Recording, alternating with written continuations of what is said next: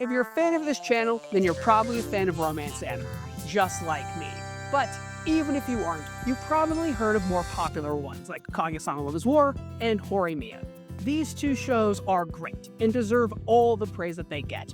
But what about the shows that are still good, but go underappreciated? And that's what we're talking about today. I'm going to give you guys 5 romance recommendations that I think people should talk more about. We'll start with one of my personal favorites. And if you've seen my top 10 video from over a year ago, I'm sorry. But if you've seen that video, then you've heard me talk about this one before. And that is canon, specifically the 2006 version. The story follows our main boy Yuichi as he visits his cousin and aunt living in a small, snowy town in Japan's countryside. Yuichi used to visit this town a lot when he was younger, but he doesn't have any memories of it for some mysterious reason. The series focuses on Yuichi's day-to-day life as he goes to school and makes friends. Yuichi helps out these new friends as the story goes on while learning more about his past. Canon was created by the same people who made Clannad, Angel Beats, and Charlotte. It was originally a visual novel before being adapted into an anime. Twice. And you can really see the visual novel influence in the structure of the series. Yuichi will go about his typical day where he will wake up, go to school, talk with his friends at lunch break, go home, and then hang out in the evening in different places. Along the way, he will interact with the different female characters, with new characters getting introduced as the story progresses. This is obviously the gameplay loop in the visual novel, but I like how you watch Yuichi's world get bigger as he interacts with these characters more. And since it is an adaptation of a visual novel, each girl has her own route in-game, which is adapted into the anime. Now, you might think that this would be clunky because it would give the show multiple endings, but they do a really good job at keeping things open-ended when it comes to the romance elements. Yuichi's relationship with each of the girls has romantic subtext, but doesn't necessarily confirm his feelings towards her. You could see Yuichi having platonic and romantic feelings towards each of the girls. So, if you want to believe that Yuichi loves your favorite girl, you can, but it also doesn't make Yuichi out to be a player because he loves all of these different girls. Canon has a lot of similarities to Rascal Does Not Dream of Bunny Girl Senpai, which you might have heard of or seen before. In Rascal, the basic plot of the show is the main character Sakura solving the problems of the individual girls in their respective arcs before moving on to the next problem. Each girl takes turns getting the spotlight because each girl gets her own light novel. Canon is similar where Yuichi will solve the problems of the different girls, but instead of introducing the girls one at a time, Yuichi doesn't start solving problems until all of the girls are introduced and established.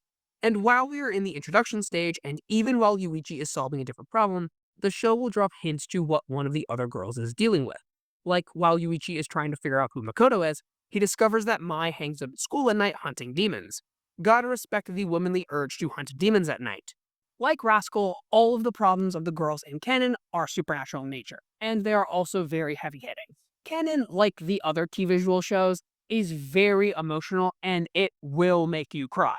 I should know, it made me cry multiple times. Speaking of crying, how's the OP? It's good and it never fails to make me cry.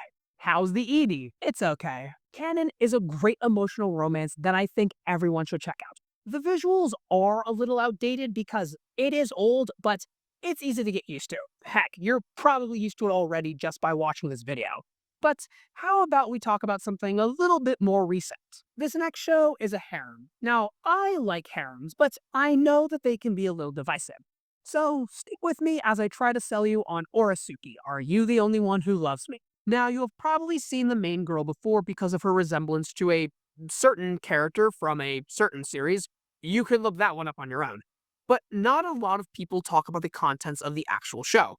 And that's a shame because I think Orisuki is a super funny harem. Orisuki follows our main boy Joro, who appears to be your typical harem protagonist. He is super helpful to the florally named girls around him, which is very standard. But this is all a ploy, because Joro wants nothing more than for these girls to fall for him.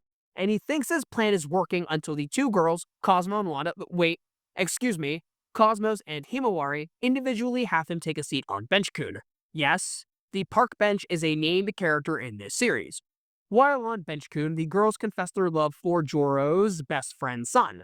They ask you how you are, you just have to say that you're fine when you're not really fine. This causes Joro to show his true colors to the audience, and he gets frustrated that these two cute girls haven't fallen for him.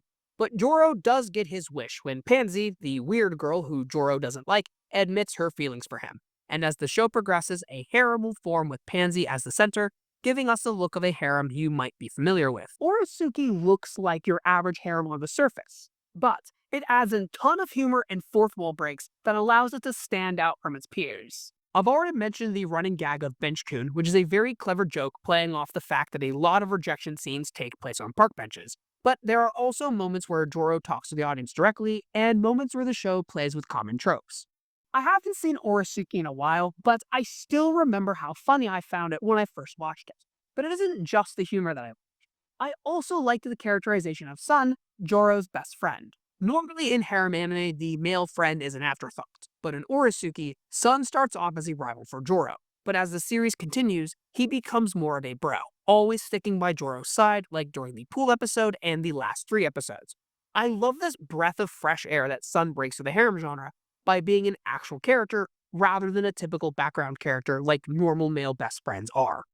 But while Sun is a great character that is able to stand out, the girls fall into the same trap that normal harem girls befall. They constantly bicker amongst themselves and interrupt each other whenever someone is making progress.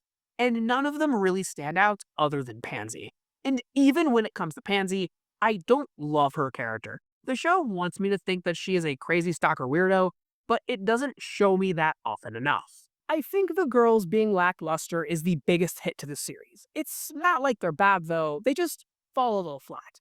But how about we get back to some positives and ask the question, how's the OP? It's really good, and it's sang by best girl Yo Watanabe from Love Live Sunshine. How's the ED? It's good, which, was it always this good? I don't remember it being this good. So far, I've been talking about a lot of standard romances. Guy meets girl, and then another one, and then another one. But what about something for the ladies out there? Well, for the 10% of my audience who is, I got you. This is O Maidens and Your Savage Season. O Maidens follows a group of high school age girls who are in the literature club in their school. This club is unique because they don't shy away from smut or other books that have lewd themes, which the school isn't very happy about. Japan is notorious for making young girls act prim and proper all the time, and the series tells the story about our girls navigating this by fighting back the school that won't let them express themselves, while also having them deal with complex relationships, both romantic and sexual. The cool thing about O Maidens in Your Savage Season is that it focuses on young girls discovering their sexuality. This is something that isn't covered in media a ton. It is much more common for men to be portrayed as having a high libido or being dirty. But if a woman is portrayed this way, it is taboo or even novel. That's probably why Hawk Tuah Girl got famous. A woman who talks about sex in public? That's crazy. But if a dude did it, he'd just be one of the boys. The girls in O Maidens are struggling with romance and sexual feelings in a society that won't let them talk about it.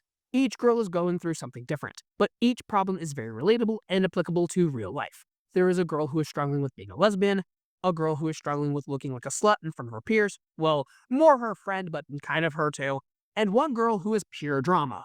Nina belongs to the streets. The female characters in this are written a lot better than the ones in Orosuki, probably because this one focuses on them as individuals rather than using them to prop up the main boy who doesn't even need to be propped up. If you were looking for an anime that treats women in a positive way and portrays them as having autonomy and agency, then this is the show for you. I also watched this one dubbed, and I can say that it is a good dub, and it's also really funny. So, if you're a dub enjoyer, this one gets the seal of approval. And while we're here, we might as well ask, how's the OP? It's okay. How's the ED? It's also okay. Next, we have something that's fairly recent, and it got 2 seasons, so it's gotta be good. This is Science Fell in Love, So They Tried to Prove It. Science Fell in Love, So They Tried to Prove It follows our 2 protagonists, Himuro and Yukimura, who are both in the same research lab at their university. One day, Himuro informs Yukimura that she might be in love with him. These two are both logical science types who have never experienced love before, and they both think that emotions are silly because they can't be proven by scientific methods. So they decide to try and do just that. The series is all about these two doing scientific experiments to prove that they love each other, which leads to some very cute and funny moments. This show has some funny characters that look fantastic because of the art style. Himuro is my dream woman. If you look like this, my DMs are open. She is a great female protagonist featuring some hallmarks of Gatmo. Normally, she is very cool and mature, but whenever she gets blustered around Yukimura, she gets all blushy and her ponytail wags like a dog's tail. Ponytail for the win. But she isn't the only girl with a ponytail in this series. And this one is a brunette, so even better. The secondary girl of the series is Kanade Katano.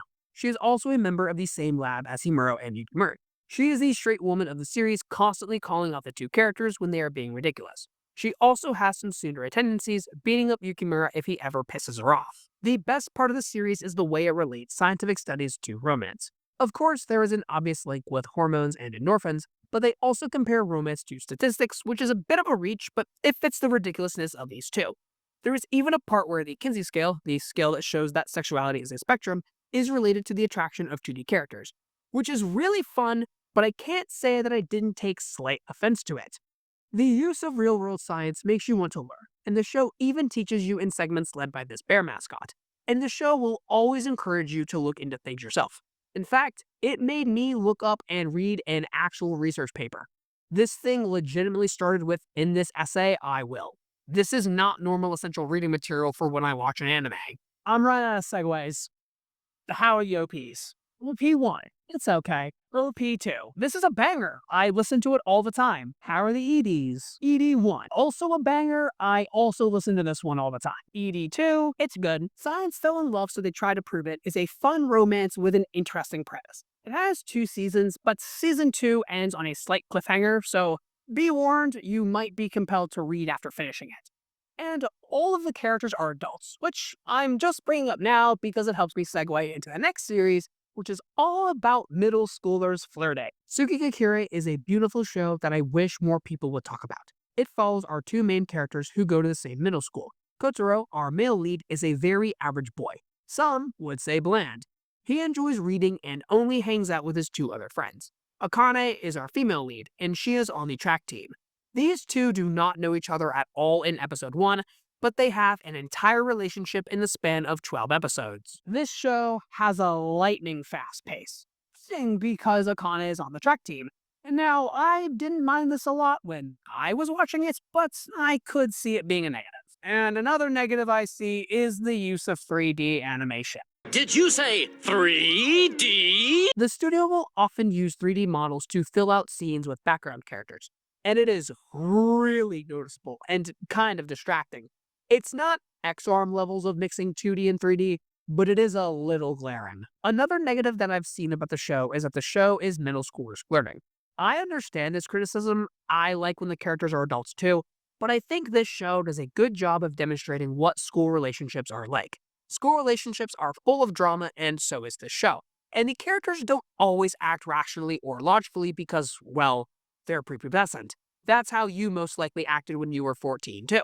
If you want to relive a high school or middle school dating experience, I think this show will be for you. I've said a lot of negative things about this show so far, but there are also a lot of positives. Not only is the romance between these 2 very sweet and emotional, but this show does something really unique and makes the parents of the main 2 super relevant. In a lot of romance anime, the parents are often footnotes, if they're even around in the first place. And normally when parents are present, they are normally very goofy. But in this, the parents of both characters are very present and act like actual parents. This also goes with my argument that this show does a good job of portraying adolescence accurately. And speaking of positives, how's the OP?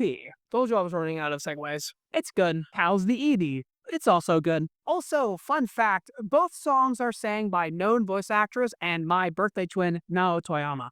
She's not in the show, they just used her songs. Tsukigakure is a show that I think every romance fan should have under their belt.